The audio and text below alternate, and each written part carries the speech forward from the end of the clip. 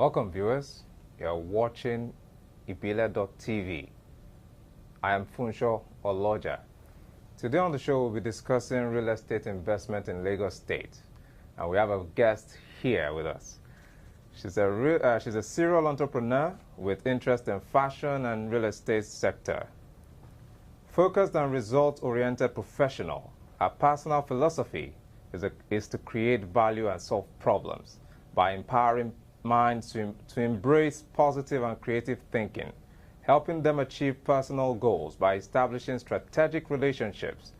She is a trained professional with a first degree in marketing and an MBA from the prestigious University of Ife. Also referred to as Lady Realtor, she has over 14 years experience in high-profile networking for both public and private sectors, spanning the banking, IT, and real estate industries. Our jewelry line, Still Me Jewelry, supplies quality and stylish items for high-end and everyday use to suit the varied pockets of our esteemed clientele. She delivers with exceptional customer service. She is also the Chief Executive Officer, Triacot Properties, a reputable real estate marketing firm in Lagos, Nigeria, that seeks to connect our clients to amazing, affordable, and genuine properties. Welcome to the show, ma'am. Her name is Mrs. Trinita Akpan. Welcome to the show, ma'am. Thank you for having me. Ma'am, tell us, what is real estate in Lagos like compared to other states? I like to refer to real estate, and I like to refer to Lagos State as the king of real estate. And this is why. Lagos State on its own generates so much IGL. There's so much going on business-wise. You have many firms coming into Nigeria and wanting to set up offices in Lagos. You have many entrepreneurs coming into Lagos, people who have lived in different states, coming to Lagos. It is believed that Lagos is like the dream of a young man. You find coppers who have served in other states. Even a copper living in another state, coming to Lagos to serve, he doesn't want to go back because you find out that so much can happen in Lagos. It's really the business hub of Nigeria as a whole. I dare say, if, God forbid, there's a split in Nigeria, Lagos can stand on its own. What can you tell us are the factors that determine prices in properties in Lagos State? There are so many factors. Lagos has been peculiar as it is in Nigeria. There are so many factors that can affect the prices. Number one is the location. If you have a property in a highbrow location, definitely the prices will be higher than the property at the lower end of Lagos State. Aside from the location, you also have the infrastructure and facilities that the property or the area has. I give a typical example. If I want to use the island, Lagos Island, as my case study, I pick certain estates or certain locations within Lagos Island, Ikoyi, Victoria Island, Nikon Town, Songo Tedo. You find out that there are properties in pockets of areas that are more expensive. Crown Town, Crown Estate in Songo Tedo has expensive properties, more than a quarter villa. Nikon Town has more expensive properties than Lekki Phase 1. I know it's kind of funny to some people, but that is the way it is. Aside from location, aside from infrastructure, you also think of security. People also want to live, these days people want to live within gated communities.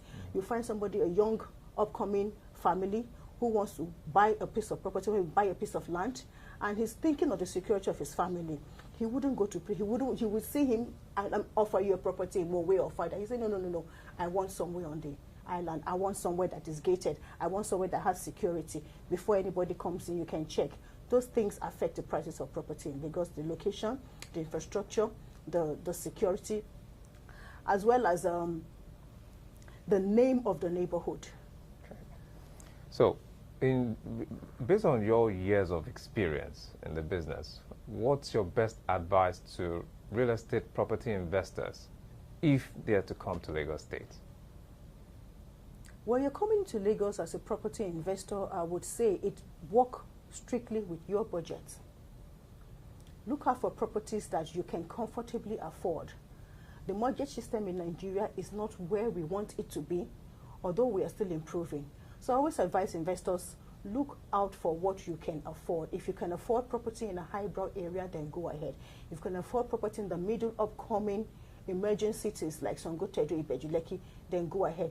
But it is very important that your first port of call, your first assignment must be to do your due diligence on the property that you are buying. Be sure of the title of that property. Be sure of the ownership of that property before you buy. Be sure of the security and the area. Another thing to look out for is where's the development going? You want to buy a property that has good appreciation value. So you look at where is development going, where is the government concentrating on, where are they moving towards? And then I would advise that would be a good place to buy a property, because when you're doing real estate investment, it's not a cash in, cash out. You have to give a gestation period, sometimes 5 years, sometimes 10 years.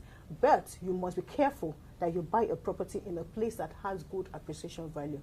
I give a typical example. We have the emerging cities. Now, I tend to want to always concentrate on the emerging cities because there's so much going on there. It's buzzing all over the news.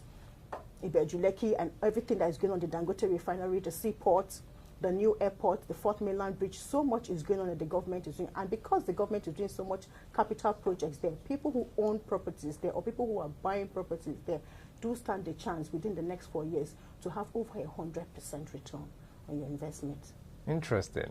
Now, if you are to advise any investor now coming to Lagos and intending to possess property in Lagos, which of it would you advise they take? Is it should they go for commercial or residential? Which will it be? Real estate in all ramifications, be it residential or commercial, actually is profitable.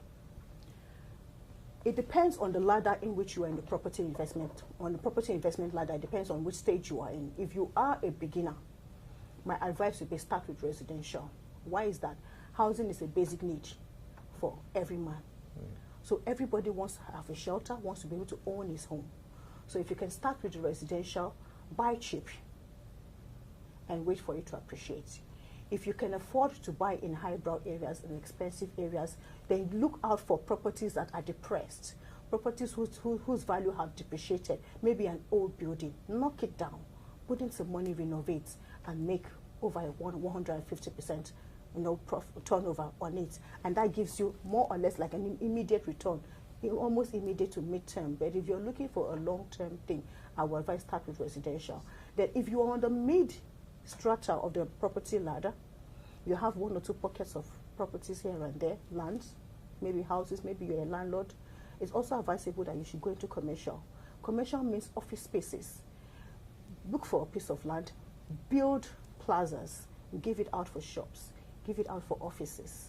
People will be paying rental income to you, and you spend less on renovation than you would have spent on a residential property. So on both ends, it's very, very profitable, even on the agricultural aspect of real estate. Depending on where you want to play and depending on what you can afford, real estate all round really is a profitable business. Thank you very much for that. You are the CEO of Triaccord Properties. Kindly tell our viewers what Triaccord Properties is all about. Triaccord Properties, we are a real estate marketing firm. Some people would call us matchmakers. We matchmake the buyer with the seller. We matchmake you with the right property. Okay? If it is a home, if your desire is a home, if your desire is to own a property, then that is our business. It's our business to find you a property within your budget. And because integrity is one of our major watchword, it's one of the values that we work strictly with. So we tell our clients that this is our promise to you. We lay all cards on the table. We walk you through every single transaction, all step of the way, from the beginning to the end. We just don't leave you we don't leave you hanging. Any customer that walks through our doors always goes back smiling. I dare say that. And it's been the grace of God so far. And for you who are still thinking, should I not? Honestly, trust me, it is a good feeling to own a piece of earth with your name on it.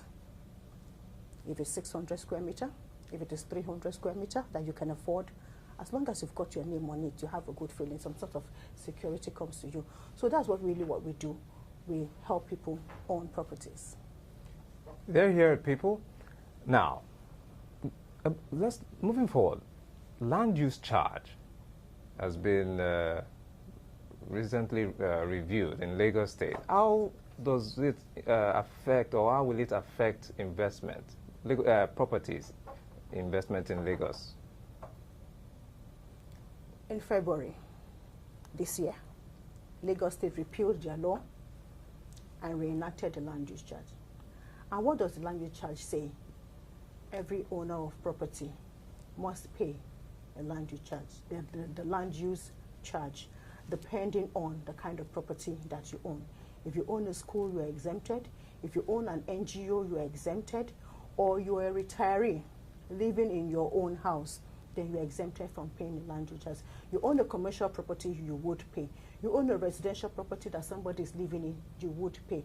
Now, before this, we had the capital gains tax. That means for every house or property that is being sold or bought, you must pay capital gains to the government. Now, the government has collapsed capital gains and a lot of other charges to make up the land use charge, which means this is almost like double taxation, and that is why real estate investors and stakeholders raised their voices against the land use charge. With the mathematics and the calculation that was being done, it was going to be on the high side. The prices of materials in the market are not coming down, but it's not as if the prices of income, it's not as if the income or wages earned is going up. So when you build a property and the prices of materials, you factor in that cost, and you factor in your land use charges, definitely the rental value of your property has to go up. Naturally, the landlords or the owners of this property will cascade that cost to the tenants. So ordinarily before, when it was just property owners that were paying such taxes, tenants will not have to pay. And where you were paying 600,000 before as your rent, you can expect to pay 800 or $1 million as the years go by. Okay. Now, recently, or from time, not too recently though, the Minister of Housing told us told property owner, told individuals, everyone, that they can pay rent in arrears. Now, what impact will this have on real estate property or investment in Lagos? That pronouncement has brought a lot of mixed feelings. I've been reading the papers, I've been watching the reactions of people. Of course, it brought mixed feelings, and because we are not used to it in Nigeria, the reaction didn't come as a surprise. But if we must look at it critically, that is the practice in other developed countries. You go to the US, you go to the UK, other developed countries, they are paying their rent in arrears. On a monthly basis, at the end of each month, they pay their rent, which is what Fashola was trying to introduce, or is trying to introduce to Nigeria. Salaries are being collected at the end of each month. So why do you expect the people who are staying in your house to pay before the month ends? He wants landlords to be able to collect at the end of the month. Now, I think it's something that can work in Nigeria quite sincerely if due process is put in place. The landlords now have to protect themselves because they are the real estate investors here. Whether you own a commercial property or you own a residential property, you need to protect yourself. And how do you do that? Take certain steps in safeguarding your investments. So you're taking in a tenant who is going to use your property either for office or for rent. There must be a lease agreement, clearly stating out the terms and conditions and consequences in cases of default. Number one.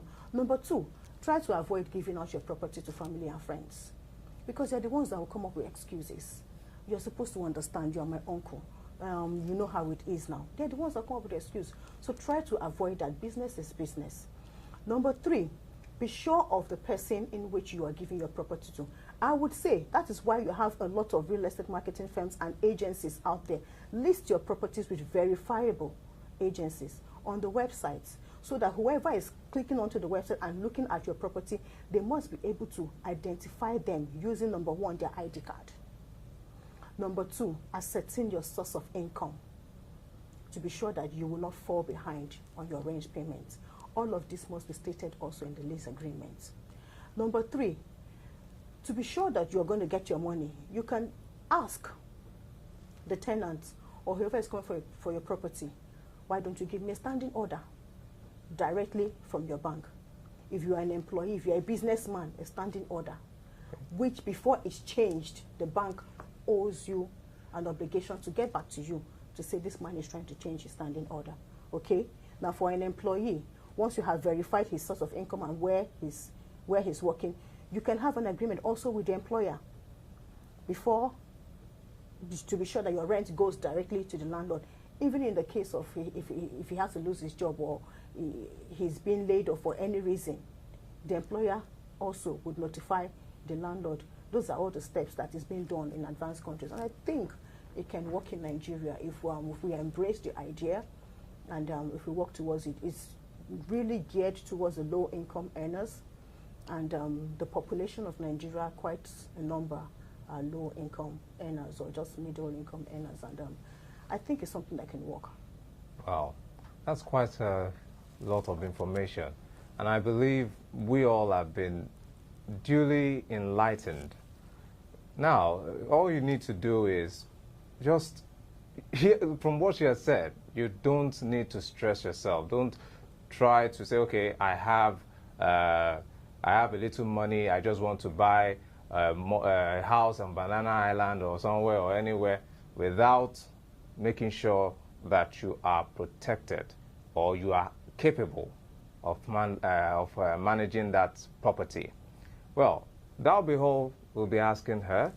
Thank you very much for coming on the show. Thank you for having me. Well, for those of you at home or those of you viewing us, you can follow, share, and even comment on all our social media platforms at ibile.tv, at IBILE.TV. You can also subscribe to our YouTube channel, and we'll definitely be happy to receive from you. Hear anything, whatever you have to say, share with us. Thanks so much for watching, and have a great day.